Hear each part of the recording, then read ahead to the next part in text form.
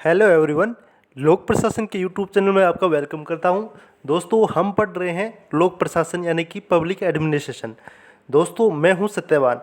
हम आज पढ़ेंगे नवीन लोक प्रशासन यानी कि न्यू पब्लिक एडमिनिस्ट्रेशन।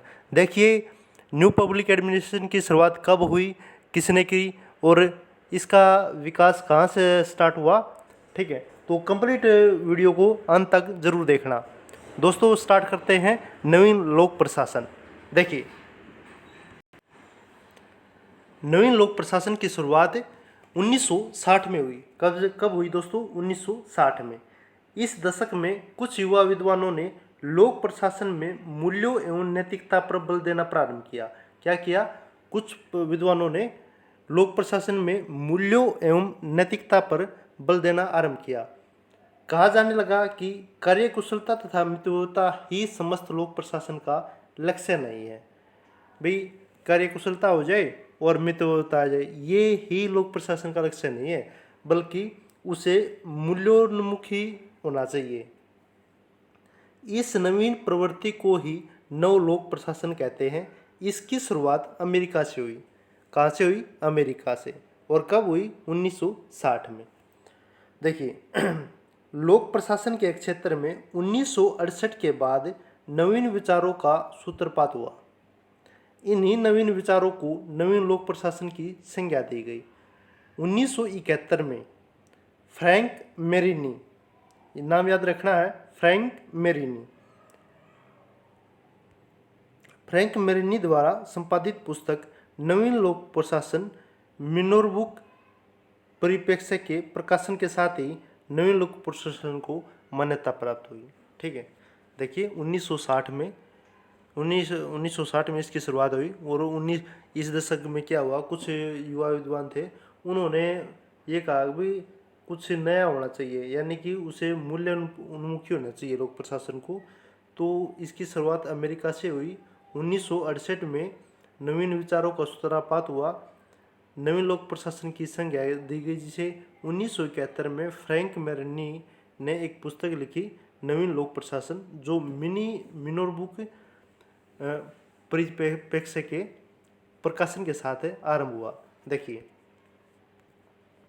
नवीन लोक प्रशासन के उदय और विकास में मील का पत्थर साबित होने वाली कुछ घटनाएं हुई जो कि मील का पत्थर साबित हुई। देखिए, पहली घटना हुई 1967 में। क्या हुआ? 1967 में सार्वजनिक सेवाओं संबंधी उच्च शिक्षा पर हनी रिपोर्ट आई। क्या? हनी प्रतिवेदन, यानी कि हनी रिपोर्ट उच्च शिक्षा पर। क्या है? 1967 में सार्वजनिक सेवाओं संबंधी उच्च शिक्षा पर हनी रिपोर्ट। फिर दूसरा, दिसंबर 1967 में ही फिलाडेल्फिया में हुए लोक प्रशासन के सिद्धांत और व्यवहार संबंधी सम्मेलन। दिसंबर 1967 में फिलाडेल्फिया में, ये जगह का नाम है, वहाँ पर लोक प्रशासन के सिद्धांत और व्यवहार संबंधित एक सम्मेलन हुआ। वहाँ भी इसका वो भी घटना प्रमुख मानी जाती है। और फिर 1968 में आयोजित मिनो बुकर सम्मेलन। फिर 1971 में फ्रैंक मेदिनिको संपादन में प्रकाशित नवीन लोक प्रशासन की दिशाएं, ये संपादित हुई। और फिर 1971 में डवाइड वाल्डो द्वारा संपादित उथल पुथल के काल में लोक प्रशासन का प्रकाशन हुआ। ठीक है, ये कुछ घटनाएं थी जिसने नवीन लोक प्रशासन के उदय या आरंभ होने की शुरुआत कह सकते हैं। नवीन लोक प्रशासन की विषय वस्तु। देखिए, content of new public administration का कंटेंट क्या है, यानी कि विषय वस्तु क्या है। नवीन लोक प्रशासन मूल्यों के नए तत्वों को आश्रय देता है। वह मानववाद, विकेंद्रीकरण, प्रत्यायोजन, बहुवाद, व्यक्तिगत हित, वृद्धि, व्यक्तिगत गरिमा आदि का समर्थन करता है। नवीन लोक प्रशासन किसका समर्थन करता है, ये पूछा जा सकता है, या क्वेश्चन ऐसे पूछा जा सकता है, निम्नलिखित में से नवीन लोक प्रशासन किसका समर्थन नहीं करता। ठीक है, 3 इनमें से दे देगा, एक अलग दे देगा। तो किस किस का करता है? मानववाद, विकेंद्रीयकरण, प्रत्यायोजन, बहुवाद, व्यक्तिगत हित, वृद्धि और व्यक्तिगत गरिमा, इनका क्या करता है? ये समर्थन करता है। फिर सेकंड, वह इस मत को अस्वीकार करता है कि प्रशासन मूल्यों के प्रति तटस्थ होता है। ठीक है, इस बात को नहीं मानता ये नवीन लोक प्रशासन कि जो प्रशासन है मूल्यों के प्रति तटस्थ है। वह नागरिक सहभागिता तथा सड़क छाप अधिकारी तंत्र पर नियंत्रण का पक्ष पोषण करता है। ठीक है, यानी कि वह नागरिक सहभागिता और जो सड़क छाप अधिकारी तंत्र है उनका तंत्र पर नियंत्रण का पक्ष पोषण करता है। फिर वह नौकरशाही के जनता के प्रति उत्तरदायी पर जोर देता है। नौकरशाही जो है ब्यूरोक्रेट, वो जनता के प्रति उत्तरदायी होनी चाहिए, इस बात पर जोर देता है। फिर नवीन लोक प्रशासन की विषय वस्तु। देखिए, नवीन लोक प्रशासन की विषय वस्तु को हम इनके माध्यम से जानते हैं। पहली है प्रासंगिकता, यानी कि रिलेवेंस।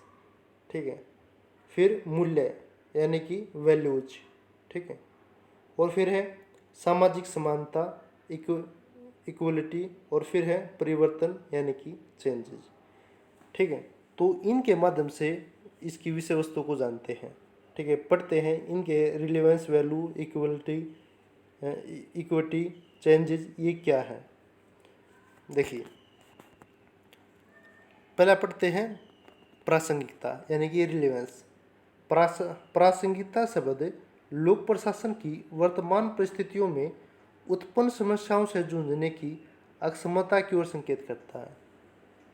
जो प्रासंगिकता यानी कि रिलेवेंस है वो क्या किसकी तरफ है? वर्तमान में जो परिस्थिति है ना, उनसे जूझने की अक्षमता की ओर संकेत करता है। 60 के दशक में परिस्थितियों के अनुसार लोक प्रशासन की क्षमता के सिद्धांतों पर अनेक मौलिक प्रश्न उठाए गए। सामाजिक और राजनीतिक विज्ञान के रूप में लोक प्रशासन की उपयोगिता आदि प्रश्नों पर गंभीरता से विचार किया गया। ठीक है, तो ये था रिलेवेंस। अब बात करें मूल्य की, तो मूल्य क्या कहता है? लोक प्रशासन के विद्वानों ने मूल्य तटस्थ को त्यागने पर जोर दिया। जो पहले से मूल्य टिके हुए हैं उनको उन पर से हटने का जोर दिया। उन्होंने इस बात पर बल दिया कि प्रशासन को उन्हीं मूल्यों को अपनाना चाहिए जो समाज में उत्पन्न समस्याओं के समाधान करें। ठीक है, ये बात कही थी मूल्य में। बात करें सामाजिक समानता की, सोशल इक्विलिटी की। देखिए, सामाजिक समानता के विचार का विस्तार ही लोक प्रशासन का मौलिक आधार है। नवीन लोक प्रशासन ने इस बात पर जोर दिया कि लोक प्रशासन समाज के दलित और वंचित वर्ग के लोगों की आर्थिक, सामाजिक और मनोवैज्ञानिक पीड़ा को समझे और उचित कदम उठाए। समाज का वर्तमान ढांचा और संस्थाएं निहित स्वार्थों की चक्की में पिस रहा है, विशेष अधिकार का त्याग करने को तैयार नहीं है। इसने ये बात भी की नवीन लोक प्रशासन ने कि भाई जो समाज में मौलिक जो सामाजिक समानता है ना, वो उसका मौलिक आधार होना चाहिए लोक प्रशासन का। उन्होंने जोर दिया कि दलित और वंचित वर्ग है जिनको लोगों को सुविधाएं का लाभ नहीं मिल रहा, उन लोगों को आर्थिक, सामाजिक और मनोवैज्ञानिक उनकी पीड़ा को समझे और उनके लिए, उनके समाधान के लिए उचित कदम उठाए। ये जो वर्तमान ढांचा है, ये इसमें जो कर्मचारी है वो अपने स्वार्थ की चक्की पीस रहा है। ठीक है, अपनी भलाई के लिए लोक प्रशासन को यूज कर रहा है, तो इसमें ये बात की गई है। बात करें परिवर्तन की। देखिए, नवीन लोक प्रशासन ने सामाजिक परिवर्तन पर जोर दिया। किस पर? सामाजिक परिवर्तन पर, कि वे समाज का परिवर्तन होना चाहिए। जब तक लोक प्रशासन सामाजिक समानता और सामाजिक परिवर्तन के लिए कार्य नहीं करता, तब तक अभिजातों को की पकड़ से छुटकारा मिल पाना असंभव है। भी लोक प्रशासन में परिवर्तन होना भी जरूरी है, क्योंकि समय की मांग के अनुसार ही लोक प्रशासन ने अपना कार्य करना चाहिए। लोक प्रशासन में परिस्थितियों को देखते हुए बदलता रहना चाहिए, लचीला होना चाहिए। ठीक है, इस प्रकार सामाजिक परिवर्तन के लिए एक मजबूत परिवर्तन उन्मुख की नवीन लोक प्रशासन की अनिवार्य विषय वस्तु है। ठीक है, तो इन्होंने सामाजिक परिवर्तन पर बहुत जोर दिया। तो ये इनके हिसाब से हम इसकी विषय वस्तु को समझ पाए। दोस्तों, आपने यदि लोक प्रशासन की अन्य वीडियोज़ नहीं देखी है तो कृपया डिस्क्रिप्शन बॉक्स में जाकर वह भी देखिए, जिसमें तुलनात्मक लोक प्रशासन है, लोक प्रशासन का अर्थ, मीनिंग, नेचर, स्कोप और लोक प्रशासन के वेरी शॉर्ट MCQ। ठीक है, बहुत सारी वीडियो है, कृपया करके उन्हें भी ज़रूर देखें। और दोस्तों, यदि आप चैनल पर फर्स्ट टाइम हो तो कृपया करके चैनल को सब्सक्राइब जरूर कीजिए और बेल आइकन भी दबा दिए, ताकि नए नए नोटिफिकेशन और वीडियोज़ आपको समय समय पर मिलती रहे। बात करें नवीन लोक प्रशासन की विशेषताएं की। देखिए, features of new public administration. सबसे पहला हम जो इसकी विशेषता को पढ़ेंगे वो इन पॉइंटों के माध्यम से पढ़ेंगे। ठीक है, तो नवीन लोक प्रशासन की विशेषताएं कौन कौन सी है। सबसे पहली है ग्राहक उन्मुखी, ग्राहक उन्मुखता। ठीक है, और सेकंड है उत्तरदायित्व, रेस्पॉन्सिबल। फिर है लोचदार प्रशासनिक ढांचा, यानी कि लचीला कह सकते हो आप। और फिर है जन सहभागिता। ये नवीन लोक प्रशासन की विशेषताएं हैं। देखिए, ग्राहक उन्मुखी में क्या है कि भाई जो भी कुछ है ना, लोक प्रशासन है ग्राहक, यानी कि जिस पर्पज के लिए बनाया गया है ना, उसका काम वही होना चाहिए। ठीक है, लोक सेवक अपने आप को मालिक नहीं समझे, बल्कि ग्राहक की अहमियत दे। ये लोक प्रशासन, ऐसा लोक प्रशासन होना चाहिए। फिर उत्तरदायित्व, यानी कि रेस्पॉन्सिबल। लोक प्रशासन को हर कार्य के लिए रेस्पॉन्सिबल होना, यानी कि उत्तरदायी होना जरूरी है। फिर भाई लोचदार प्रशासनिक ढांचा, यानी कि परिस्थितियों के अनुरूप ढांचे को, लोक प्रशासन को निर्णय निर्माण में जनसहभागिता भी होनी चाहिए और उसमें लचीलापन होना चाहिए। ठीक है, परिस्थितियां देखते हुए उसको बदलते रहना चाहिए।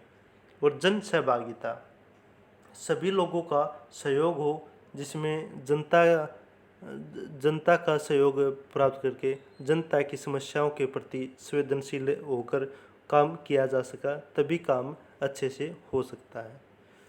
तो ये थी दोस्तों नवीन लोक प्रशासन की विशेषताएं। देखिए, इसकी आलोचनाएं भी पूछ सकता है। ठीक है, भाई नवीन लोक प्रशासन की विशेषताएं क्या है। भाई इसमें ये नहीं भाई लोक प्रशासन में अच्छा ही आलोचना भी है। कुछ आलोचकों ने इसकी आलोचना भी करी। कुछ बता देता हूँ आलोचनाएं। पहली जो आलोचना है वो ये हो सकती है कि भाई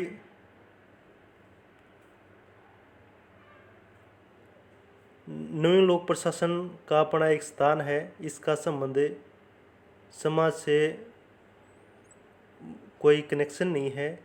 ठीक है, नवीन लोक प्रशासन ने बहुत ही सिद्धांतों की बात करता है।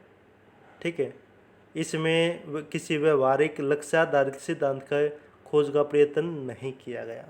सबसे पहली बात तो ये कि वही लक्ष्याधारित सिद्धांत की खोज नहीं करें। ठीक है, फिर दूसरी आलोचना ये भी हो सकती है कि वही इसमें नेतृत्व संबंधी विषय वस्तु पर अपना अधिकार कर लिया है, यानी कि राजनीतिक संस्थाओं और प्रक्रियाओं ने अपना अधिकार जमा लिया है।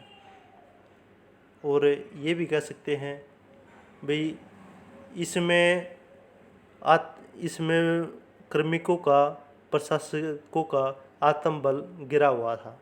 ठीक है, तो ये इसकी आलोचनाएं हो सकती हैं।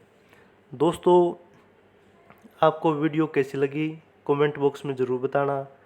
यदि आपको अच्छी लगी है तो कृपया करके लाइक बटन दबाना, और कुछ गलत है तो कमेंट बॉक्स में बताना। बने रहिए इसी तरह। Thank you very much.